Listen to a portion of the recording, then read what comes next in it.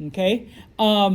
Yes, you do have an exam scheduled on Wednesday. Now, we have unfortunately fallen just a teeny tiny bit behind, but we will finish chapter 12 today. So, your exam will only cover chapters 11 and 12.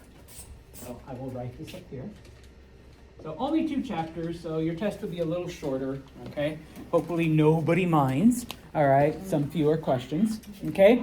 So, we will finish today. We will probably finish early, okay? Maybe. On Monday, for those of you that are new to Mr. Santos's history classes, we will have a review. I will have a study guide for you. I will try to have it on Brightspace over the weekend, but I say try in a capital T because it is the weekend, okay? I sleep in, and then I go to bed early, and then I take a nap. So, you know, at some point, I know, at some point, who knows? But for those of you that want to get a head start, I will try to have it up for you. And so that's what we'll do on Monday's class. And of course, Wednesday, you will take the test. Okay? So pretty straightforward. All right? Now, since I got here a little early, come on. There we go. Yeah, I know. I like to draw. Okay, so what we went over last class, remember we talked about the Reformation, the division of Christianity. But of course, just to give you that background, I have Jesus and Paul up there because, yeah, I guess they kind of got, you know, the ball rolling, things started. There is no year 0, but we'll go with like 33-ish or so. And then, of course, later on, Paul is the one responsible for Christianity spreading beyond just a little Jewish, community. It isn't until the 320s, though, when Constantine has his vision that Christianity becomes legalized throughout the Roman Empire. And in fact, Constantine provides a lot of financial and physical and moral support, even though he doesn't actually convert until his deathbed. He does push for the unity of the Christian churches, okay? And of course, FYI, it is the Emperor Theodosius who makes Christianity the official religion of the Roman Empire. So at that point, pretty much everyone becomes Christian. Now, back then, when we say Christian, we mean Catholic. Catholic means Christian, Christian means Catholic. It's the only game in town, all right? Fast forward, okay, about 800 years or so, if my math is wrong, to 1059. By this point in time, we do see divisions within Christianity. As I talked about yesterday, the Bishop of Rome feels that he is superior to the other bishops, but many of the other bishops are like, hey, we've got the same rank. Nothing makes you more special other than the fact that you're in Rome, all right? And so in 1059, we have the first major division in Christianity known as the Great Schism, where the Bishop of Constantinople insults the Bishop of Rome. The Bishop of Rome excommunicates the Bishop of Constantinople. He then excommunicates back.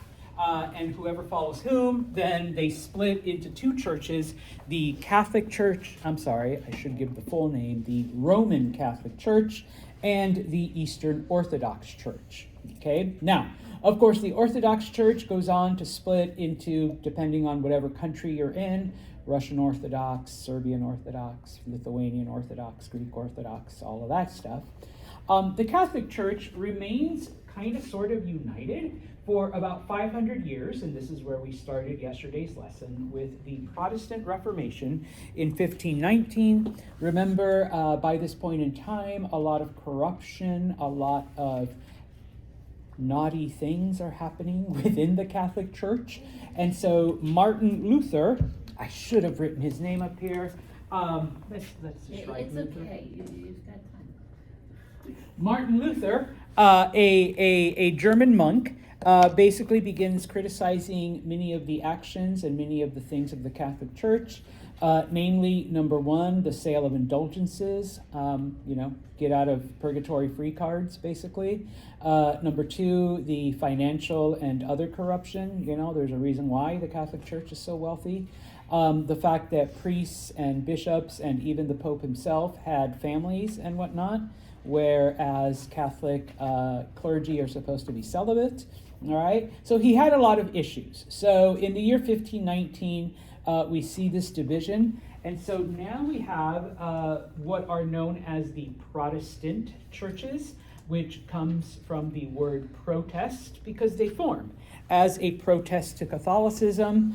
The first one we get is Lutheranism, named after Martin Luther. The other one that we looked at is Calvinist, which comes after John Calvin.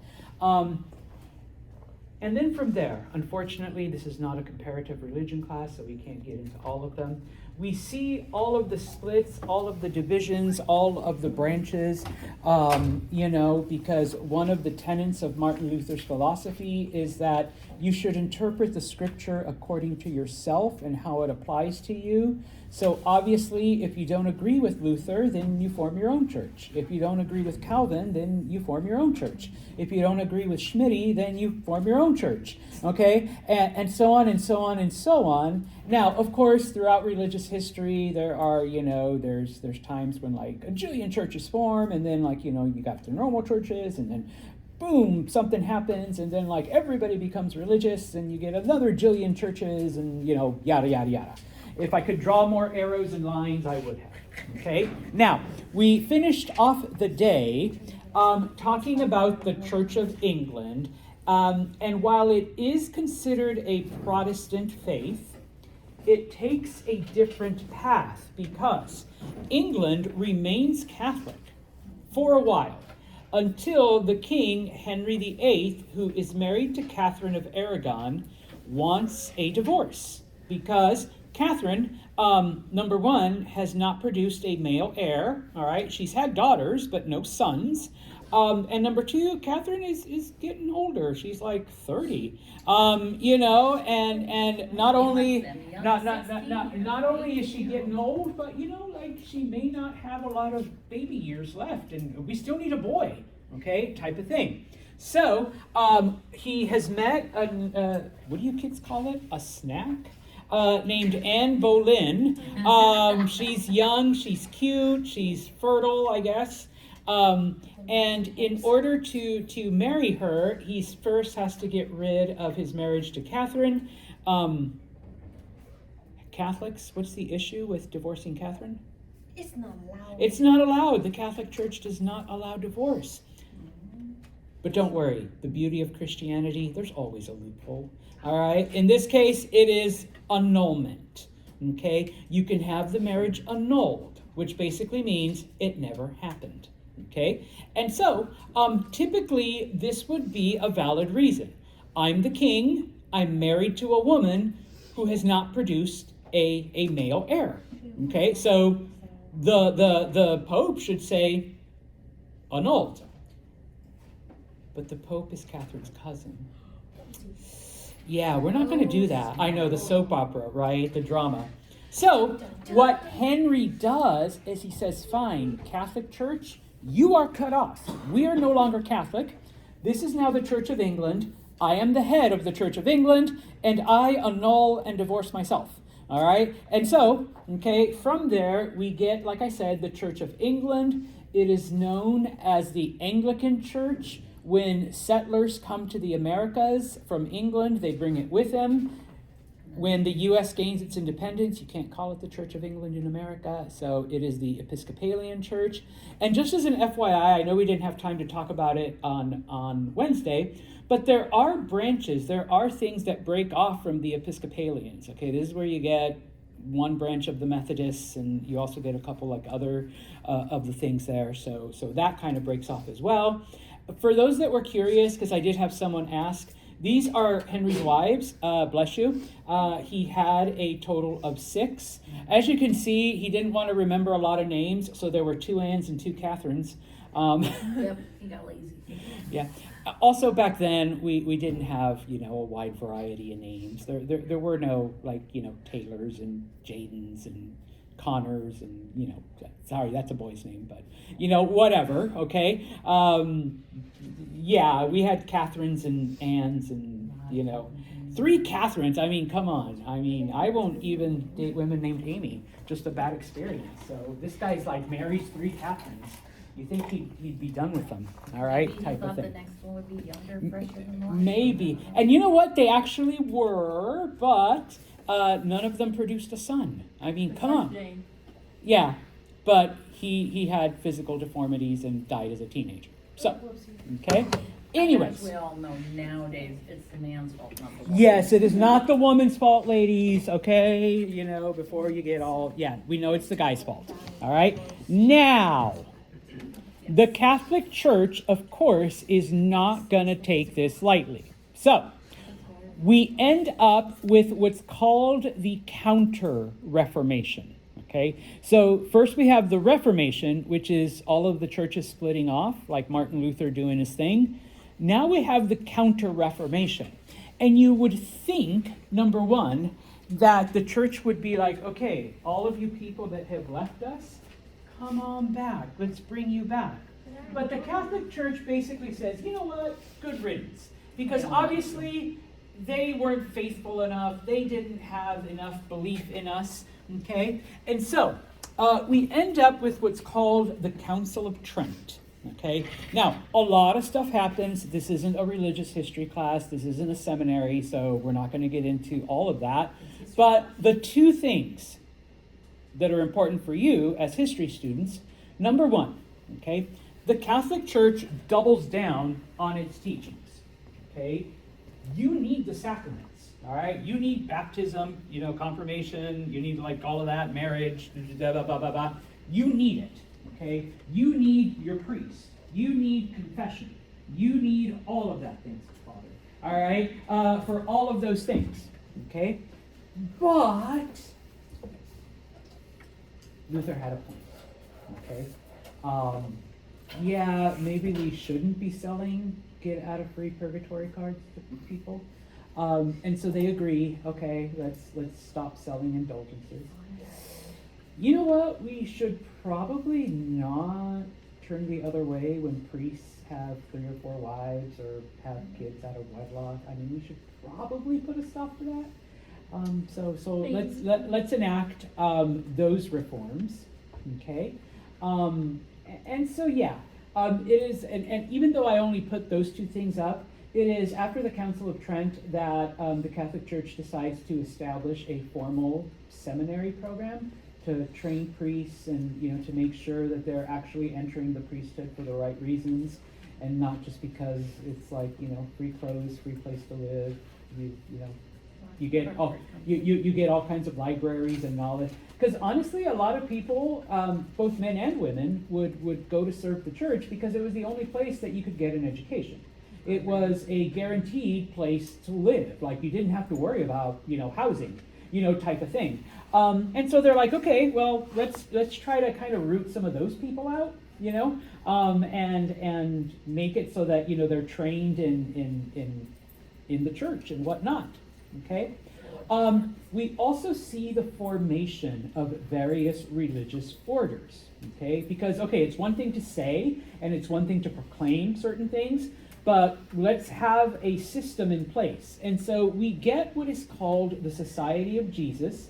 They are known as Jesuits, okay, which is an order amongst the priesthood, and their charge is to basically, number one, enforce these new rules, but also to spread this message. Hey, we're no longer going to accept money in exchange for forgiveness. We are no longer, going to accept, your youngest son to the priesthood because, he's a loser and you need him to go somewhere, type of thing. Okay? We are, in fact, establishing a teaching program, a seminary program, a religious indoctrination program, so that people who want to serve are ready and are dedicated and have that desire. Bless you. Bless you again. Okay? The first person to do this is a priest named Ignatius Loyola. Now, today, Jesuits are known for their education programs. They eventually, once we get past the Reformation period, Jesuits become famous for being the educators amongst the Catholic faith. All right, and many Catholic universities and whatnot actually start as Jesuit institutions. Okay, they are the ones that are. The previous pope was a Jesuit, which is why he was so beloved, because he was smart. He understood shit. He was a chemist, all right? He understood chemistry and science and stuff like that, okay? And he was a big pusher of education, all right, type of thing, okay? Now, for those people that still refuse to listen and still think Martin Luther has a point, okay, well, guess what? We still have this little thing called the Inquisition. And yes, thank you, Mel Brooks. Yeah, even though it started as a way to root out Jewish and Muslim fake converts, let's expand their mission now, and we are going to root out fake Catholics, all right? We're going to root out anyone with Protestant leanings and Protestant sympathies, okay? And so these new inquisitions then, well, obviously, I'm going to say Michaela. Obviously, Michaela here, who is talking back to the priest, is possessed. All right? So we are going to try to exorcise whatever demons have possessed Michaela. Okay? Obviously, Veronica is getting all of her weird ideas from these books. So Yeah. we are going to burn every book she has access to. Of course, can we truly get rid of the books now that the printing press is like big in Europe and we have movable type and we can create hundreds of books as opposed to... No, it's going to be really hard. But hey, we're going to try. Okay? So we're going to... That one comes with the Yeah, desk. I don't know. So we're really going to try, okay, to get rid of them. Oh, and by the way, of course, sorry, ladies, if any woman here is a dissenter, she's obviously a witch, okay? And this is where the whole witch thing starts. Who goes against the rules, who's trying to, lead people astray. Okay, we used to kill witches if you survived the plague, because obviously you must have some spell that is keeping you alive while everybody's dying. Not the cat. It wasn't the cats that lived with you. But now, obviously these evil spirits are influencing you to try to draw people away from the church. So we're going to kill you. Okay, type of thing. All right? Now, what ends up happening, okay, is we begin to have one of the first religious wars, okay? They say that more wars have been fought in the name of Jesus than any other person. And they're not 100% wrong, okay? Because we end up with the 30 Years' War, okay, which is literally, my Jesus can beat up your Jesus, okay? That's basically it. Okay, Yeah, Catholics versus Protestants. Okay, now, I am not going to get into all of the aspects of the 30 Years' War, but some of the things that you need to understand and that I will ask you. Number one, most of it happened within the boundaries of the Holy Roman Empire. Okay, that's basically Germany. Because Martin Luther was a German priest, okay? His main influence, Lutheranism, is a German religion. And so it was predominantly Germans. Some of them were remaining Catholic. Some of them were breaking off and becoming Protestant. We'll talk about, Calvinism and some of the other smaller movements, but predominantly, okay, it was that. Now, most of the German kingdoms followed Austria. And Austria was very, very Catholic, okay? The Austrian kings, the Habsburgs, were like this with the Pope. They were buddy-buddies, okay? They were BFFs, all right? And so, the kingdoms that were either against the Habsburgs, because remember, the Habsburgs have had quite a bit of power for a long time amongst the German states, or they truly, whatever, the prince, the king, the baron, the duke, really, really believed in what Martin Luther was preaching, okay? And so those kingdoms basically are like, okay, we're going to follow this new movement. Now, it's not 100%, obviously. I know you look at a map and sometimes it looks simple, all right? And yeah, Raphael brought up that point. Sometimes, it's not always 100%. But for the most part, Northern Germany became Lutheran, Southern Germany remained Catholic. Once again, not 100%, all right? But that's like the general trend, okay? What happened, though, was that you had peasants on both sides. Some of them went along with their lord, okay? Lord Grace is converting to Lutheranism, so I want to go along with what, Lord Grace is doing. But then others were like, yeah, Baron Schmidt is remaining Catholic, but I totally 100% believe in what Martin Luther has taught. Okay, but if Baron Schmidt here were to find out, that's it. I'm dead. Okay, okay, now, back then, if you were a peasant on land, you basically needed the landlord's permission to do anything, including leave. Okay, including move into another part of whatever.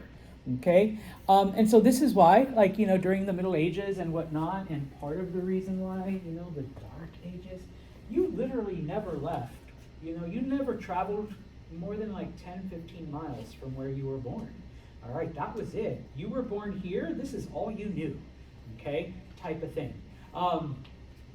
As someone who has been to Asia and South America and Europe and North, I find that holy shit, how can you actually, seriously, no offense, all right? When I meet people and they're like, oh yeah, I've never left Central New York, and I'm just like, I'm like, why?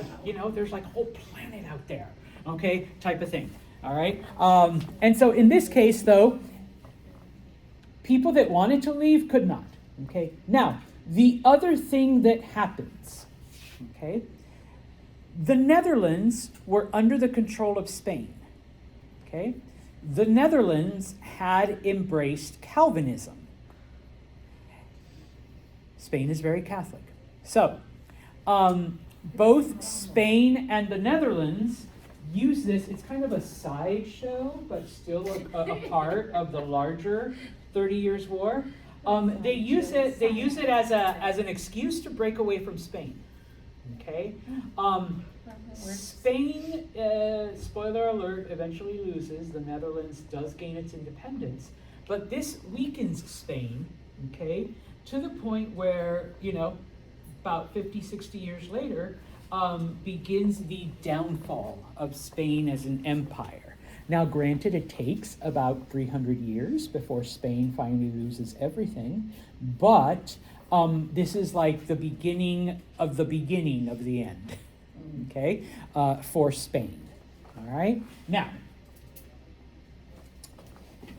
it's not the only place, once again, even though the majority of the 30 Years' War occurs in Germany, okay? So we have one sideshow, Spain versus the Netherlands.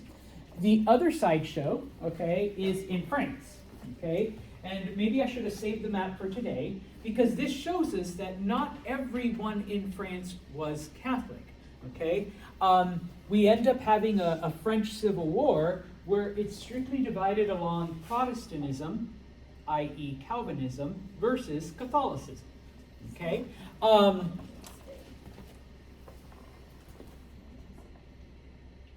We end up in 1572 with probably one of the worst, religious massacres in history, where Catholics enter a village that is populated predominantly by Protestants. In French, Protestants were known as Huguenots, and they were literally massacred. They were executed in their sleep, they were rounded up and just murdered, okay, type of thing, all right? So it's not a pretty picture in France. Just as an FYI, and we will look at this later on, some of the early settlers in Canada that came from France were actually Huguenots, were Protestants. So if you have like French Canadian blood or are descended from French Canadians, or like your great grandparents were French Canadian and they immigrated, more than likely they were the weirdo Protestants that were expelled from France at some point in French history. All right? What ends up happening, though, is that a man named Henry Navarre, who is Protestant, who is Calvinist, becomes king of France. The rules say, though, that only a Catholic can be king.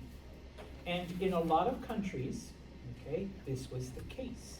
You have to be Catholic. Okay? And so, he converts to Catholicism with the understanding that his fellow Protestants will not be persecuted, that the war will end, you will leave the Protestants alone, I will become Catholic. Okay? And so, all right, that's why I used air quotes. He converts, okay, in name only, but Protestants in France gain, a certain level of freedom. Now, as I said, eventually France begins to, I don't want to use the term deport because that's a modern term, but they begin to expel, French Protestants, Huguenots to Canada, all right? And eventually a lot of them just move there, okay? But, okay, what begins to happen then as the 30 Years' War comes to an end is that most countries then begin to identify as either Catholic or Protestant.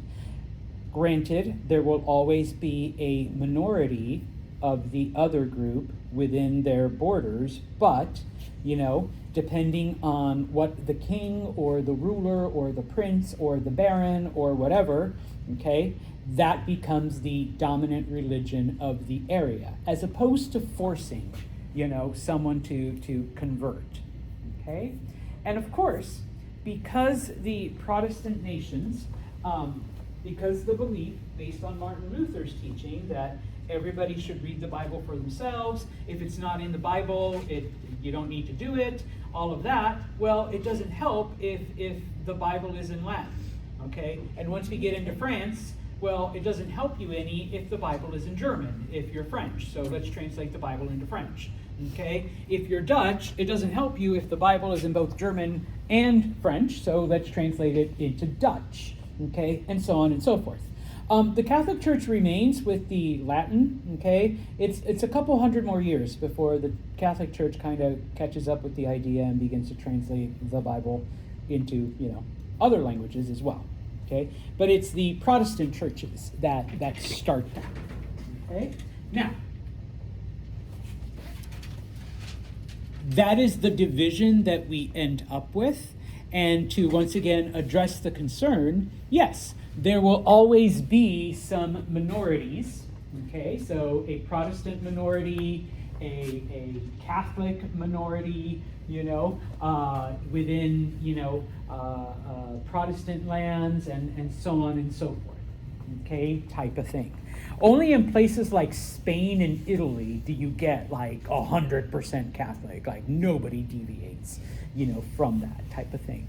Or if they do, they just keep their mouth shut, okay, and don't even say anything, okay? So, we've looked at the various kingdoms, the various empires.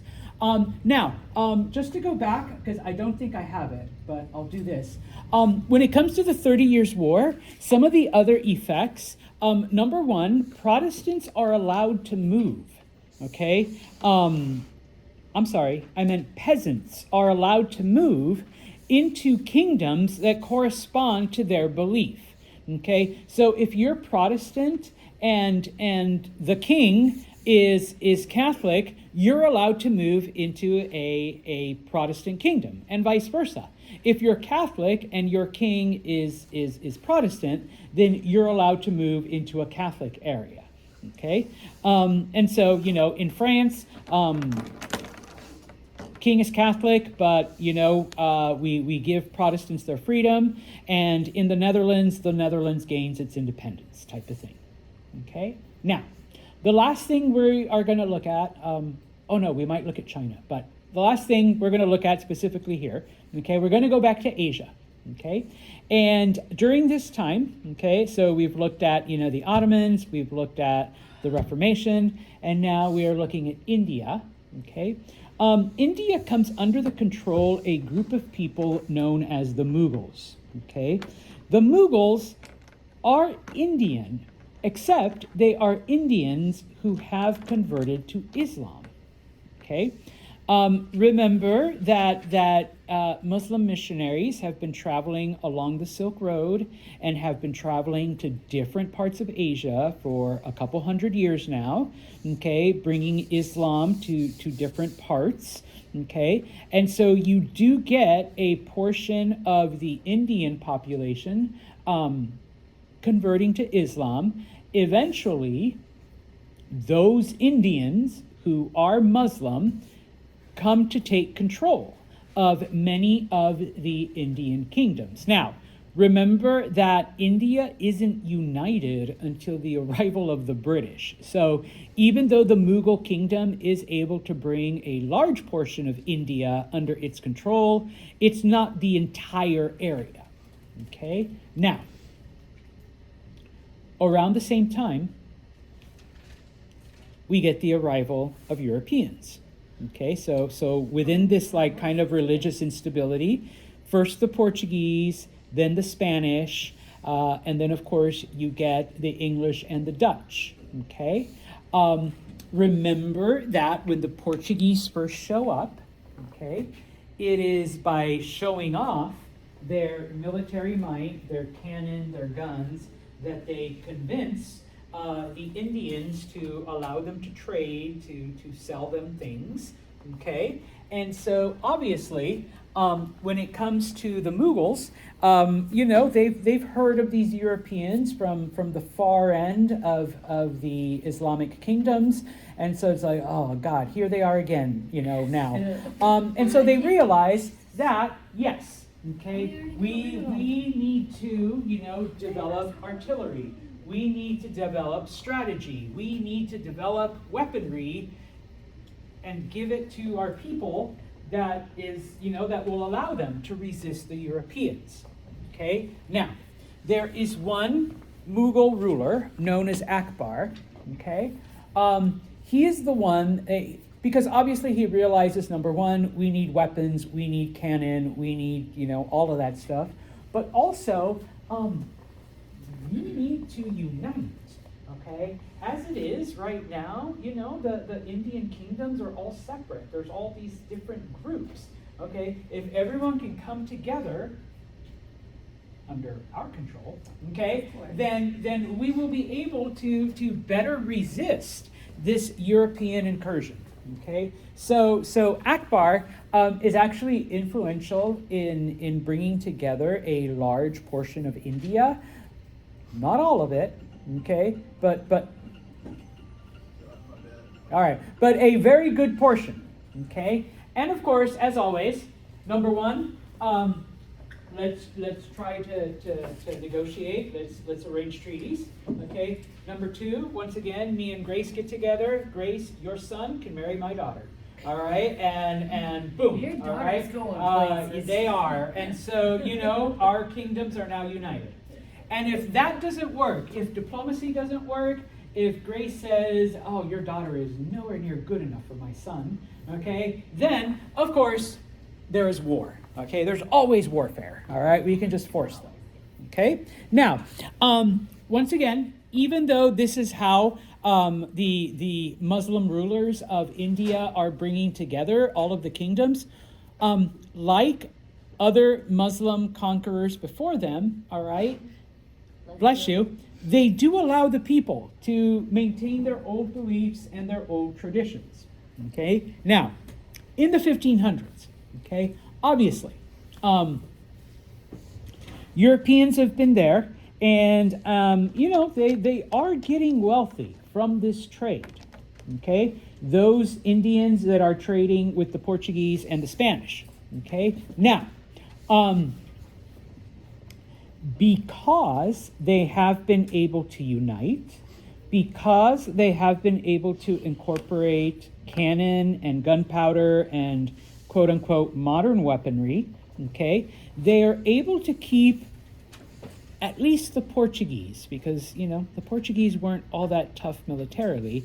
They're able to keep the Portuguese out for a while, number one. Number two, remember that the Portuguese are able to establish outposts in India.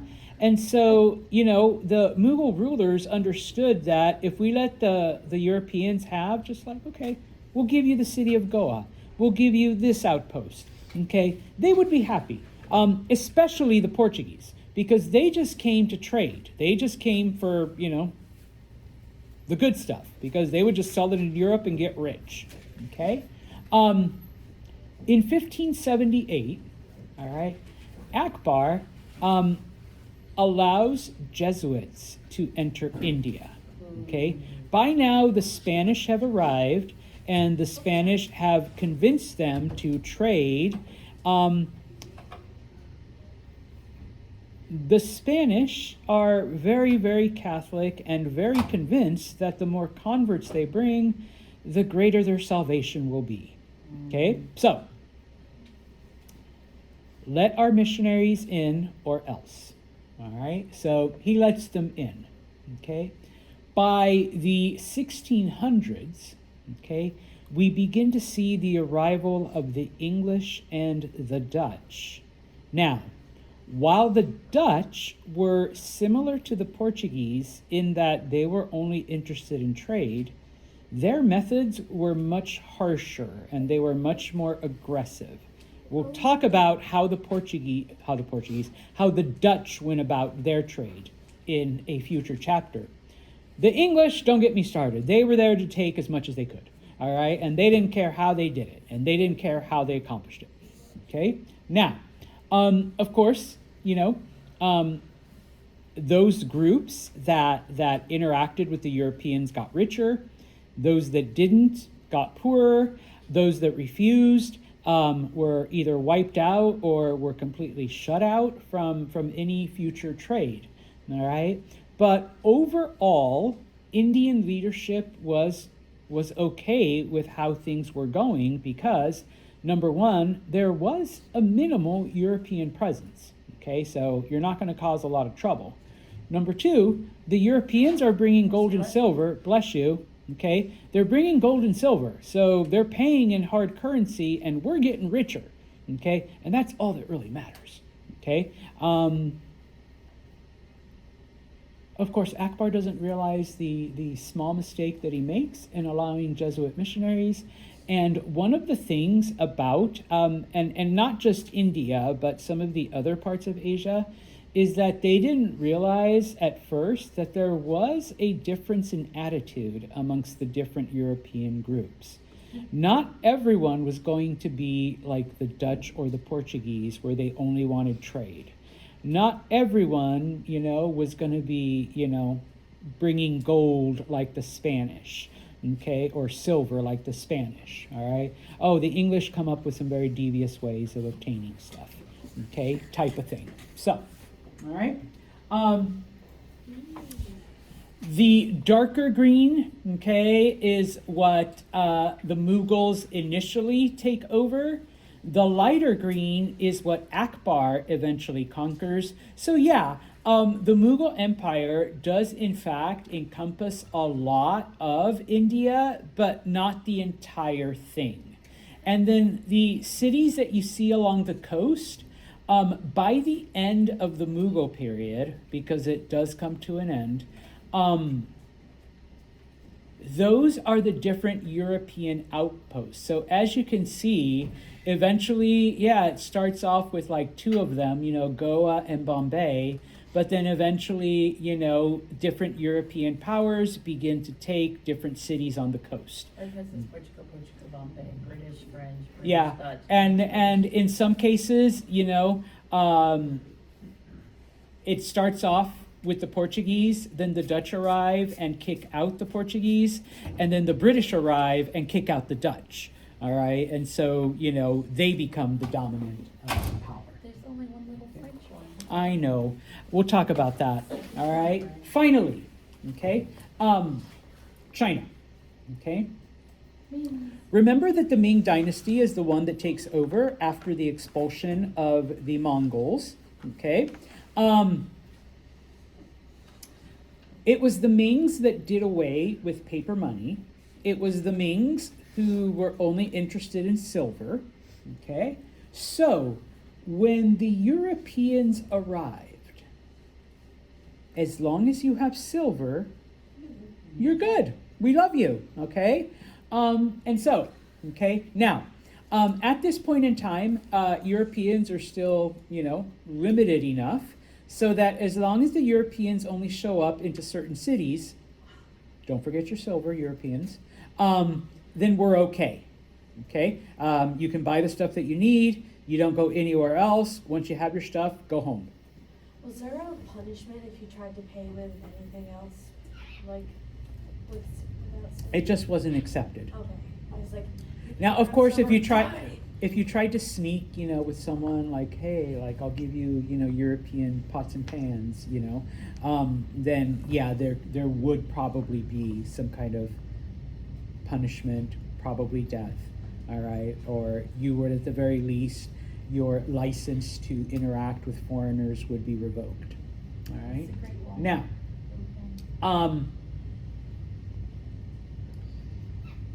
despite the fact that the Chinese population was decimated during the plague, just like everywhere else, by the 1650s, the population in China had rebounded to the point that they were a third of the entire planet, okay, in the 1600s. I mean, today there's like 2 billion, so not much has changed historically, okay? Beijing, which was the city that was constructed by the Mings specifically for their emperor, had over 1 million people. And you may think, so what, Santos, whatever. No, this is 1650. To have 1 million people in a city is a lot, okay? Now, of course, like any major city, you had good parts, you had bad parts, you had entertainment, you had arts, you had residential, you had business, and of course, you also had the seedier side, okay, where you could find whatever it was you were looking for, okay? Now, when the Europeans arrived, okay, there were two big things, okay? They knew that silk came from China, hence the name, the Silk Road, so they wanted silk, number one, okay? And of course, they knew that there was all kinds of spices like cinnamon and vanilla and all of that stuff, so they wanted that. Okay, now, initially, especially with the Portuguese, that's all we want. Okay, we will pay you in silver, we will take the stuff, and we will go. All right, we'll come back to buy more, but that's all we want from you. All right, eventually the Spanish arrive, and they have way more silver than the Portuguese. Remember that once all the gold dried up in the Americas, we have the silver mines of Bolivia and the silver mines in Mexico that will provide all kinds of silver for the next couple hundred years. And so the Spanish have a way of finally obtaining Asian goods, okay? Now, in order to make this transportation easier, in the 1570s, the Spanish do conquer the Philippines and it becomes a Spanish colony. From the Philippines, the Spanish are able to do the quick jump into China, buy all the things they need, bring them to the Philippines, arrange everything, ship it to Mexico, and then from Mexico, it goes to Spain, okay? And as I have mentioned before, this is how spicy stuff ends up in Mexico. All right, the Aztecs did not have jalapenos and all of that stuff. All of that comes from Asia, specifically from India via China, and then the Spanish bring it to Mexico. Okay, and of course, just little way of knowledge, the Philippines, they're named after King Philip, hence Philippines. Okay, Does make so sense. yeah, I know, right? Okay, and I know for a fact because I've encountered several people from the Philippines.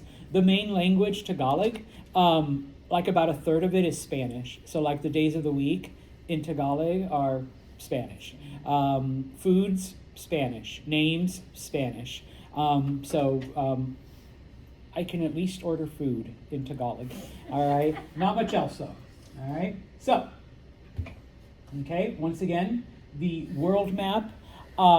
The interactions then between the Europeans and the Chinese, okay? And so depending on which port city you went to, okay, you could get ceramics, you could get rice, you could get spices, you could get ivory, you could get swords, you could get all kinds of things, and of course, the Europeans brought in the silver that the Chinese wanted. All right. So, okay, that's the last slide. Okay, and that's just like my closing remark. So we get this trade route between Europe to America, from America to Asia, and then Asia back to America, America back to Europe. Okay, type of thing. All right, and even though it starts off strictly with the Portuguese and the Spanish. Okay, eventually the English and the Dutch and the French and every other European country arrives over the next couple hundred years. All right.